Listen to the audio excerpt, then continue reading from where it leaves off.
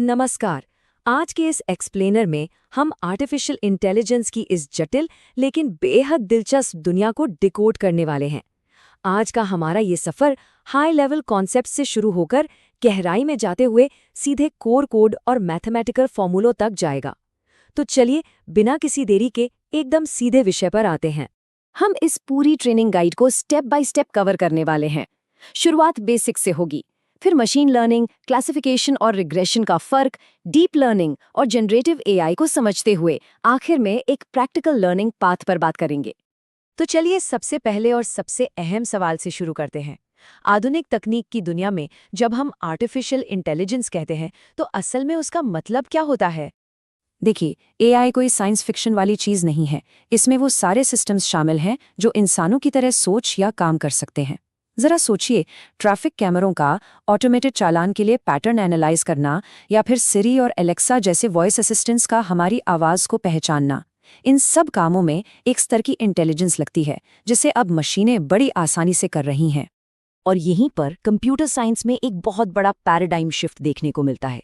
एक तरफ हमारे पुराने क्लासिकल रूल बेस्ड सिस्टम्स हैं जहां रोबोटिक्स या सॉफ्टवेयर के लिए हर एक चीज़ को मैन्युअली प्रोग्राम करना पड़ता था। दूसरी तरफ लर्निंग बेस्ड एल्गोरिदम्स हैं जो असल में डेटा को देखकर खुद ब खुद सीखते हैं। ये अंतर बिल्कुल गेम चेंजर है। अब देखते हैं कि ये सब अगली लेयर में कैसे बदलता है। चलिए बात करते हैं मशीन लर्निंग की, जो आज के समय में हमारे आसपास दिखने वाले ज्यादातर एआई एप्लीकेशंस का मुख्य आधार है। तो होता ये है कि एक मशीन लर्निंग मॉडल मुख्य रूप से दो अलग अलग फेज में काम करता है। पहला है ट्रेनिंग, जहां ऐतिहासिक डेटा का विश्लेषण करके पैटर्न्स और लॉजिक सिखा जाता है, और दूसरा है इन्फेरेंस, जहां उसी तैयार लॉजिक का इस्तेमाल करके बिल्कुल नए डेटा पर प्रेडिक्शन किए जाते हैं। मशीन लर्निंग में सुपरवाइज्ड लर्निंग की बात करें, जहां डेटा पहले से स्पष्ट रूप से लेबल्ड होता है, वहां एल्गोरिदम्स को आमतौर पर दो खास तरह की मैथमेटिकल प्रॉब्लम्स को हल करने का काम दिया जाता है। वो दो अप्रोच हैं, क्लासिफिकेशन और रिग्रेशन। क्लासिफिकेशन उन सवालों को हल करता है जिनके नतीजे फिक्स्ड होते हैं, जैसे कि क्या कोई ईमेल स्पैम है या नहीं। वहीं दूसरी ओर रिग्रेशन निरंतर और परिवर्तनशील नंबर्स की भविष्यवाणी करता है, जैसे कि किसी फूड डिलीवरी का अनुमानित समय बताना। और अगर कोई डेटा साइंस का स्टूडेंट इस एक्सप्लेनर को देख रहा है तो रिग्रेशन का गणित समझना बहुत ही दिलचस्प है। डेटा पॉइंट्स के बीच से एक सीधी रेखा खींचकर, जहां ए स्लोप है और बी इंटरसेप्ट है, मॉडल्स गणितीय रूप से इनपुट और आउटपुट वेरिएबल्स के बीच के रिश्ते की भविष्यवाणी करते हैं। यही y=ax + b का लॉजिक मशीन को प्रेडिक्ट करना सिखाता है। लेकिन क्या हो अगर हमारे पास लेबल्ड डेटा हो ही ना? ऐसे में अनसुपरवाइज्ड लर्निंग काम आती है। ये बिना लेबल वाले रॉ डेटा में छिपे पैटर्न खोजती है और अजीबोगरीब अनोमलीज को पकड़ती है।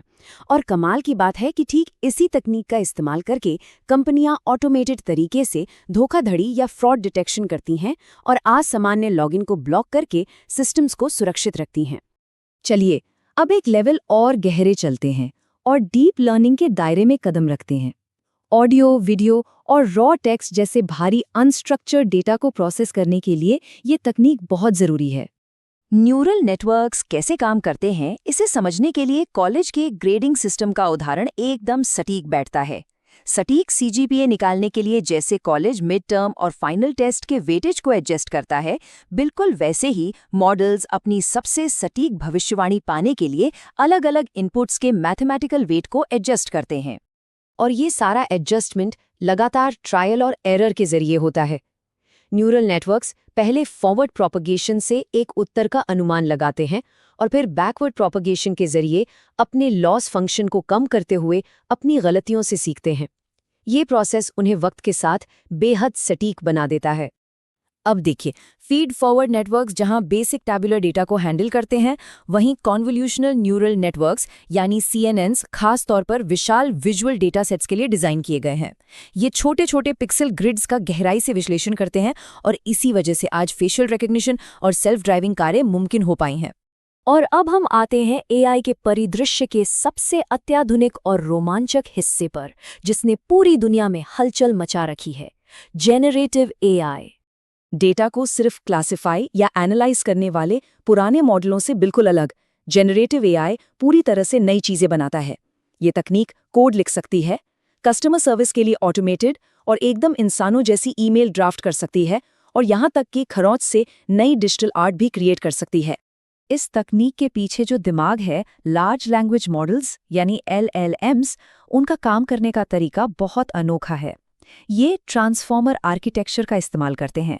ये पुराने मॉडलों की तरह लाइन बाय लाइन नहीं पढ़ते, बल्कि पूरे वाक्य के गहरे संदर्भ को एक साथ समझने के लिए अलग-अलग शब्दों पर एक अटेंशन स्कोर लागू करते हैं। तो इन प्रिडिक्टिव और जेनरेटिव सिस्टम्स को समझने के बाद अगर कोई खुद इन तकनीकों को बनाना चाहे तो उसका कोडिंग और सीखने का रास्ता कैसा होना चाहिए? एक बहुत ही लॉजिकल लर्निंग पाथ शुरू होता है पाइथन जैसी कोर लैंग्वेज में महारत हासिल करने से। इसके बाद नमपाई और पैंडास जैसी डेटा प्रोसेसिंग लाइब्रेरी सीखनी चाहिए। फिर साइकिट लर्न के साथ क्लासिकल मशीन लर्निंग की ओर बढ़ना चाहिए। और आखिर में इंडस्ट्री लीडर्स द्वारा इस्तेमाल किए जाने वाले टेंसरफ्लो और पाइटॉर्च जैसे डीप लर्निंग फ्रेमवर्क्स पर अपनी पकड़ मजबूत करनी चाहिए। इन फंडामेंटल्स को समझना आज के समय का सबसे शक्तिशाली टूलकिट देता है। लेकिन एक बहुत ही गहरा सवाल जो हमें खुद से पूछना चाहिए वो ये है कि जैसे जैसे ये बुनियादी एल्गोरिदम दुनिया का सिर्फ विश्लेषण करने से आगे बढ़कर नई वास्तविकताओं का निर्माण करने की तरफ बढ़ रहे हैं, ये भविष्य में मानव कंप्यूटर इंटरैक्शन को किस हद तक और कैसे बदल कर रख देंगे। सोचिएगा जरूर।